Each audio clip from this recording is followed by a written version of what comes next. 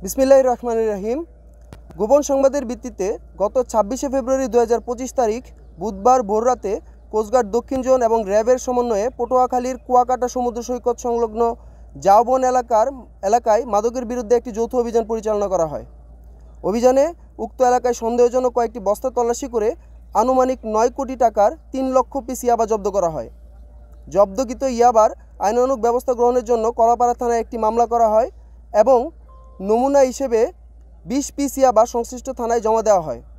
পরবর্তীতে chief judicial magistrate Patuakhali স্মারক নং 2841/5 তারিখ ১০ এপ্রিল ২০২৫ মোতাবেক কোস্টগার্ড দক্ষিণ জোনে রক্ষিত ২,৯৯,৯৮০ পিস ইয়াবা ধ্বংসের নির্দেশনা প্রদান করা হয়।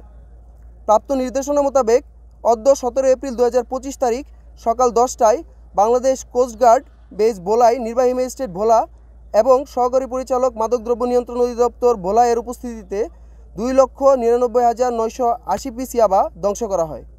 উক্ত কর্মকাণ্ডে অভিযানে অংশগ্রহণকারী র্যাব সদস্যবৃন্দ অংশগ্রহণ করেন।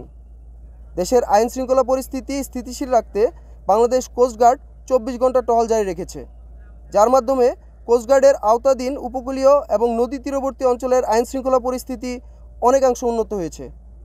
কোস্টগার্ড ভবিষ্যতে এ ধরনের অভিযান অব্যাহত রাখবে।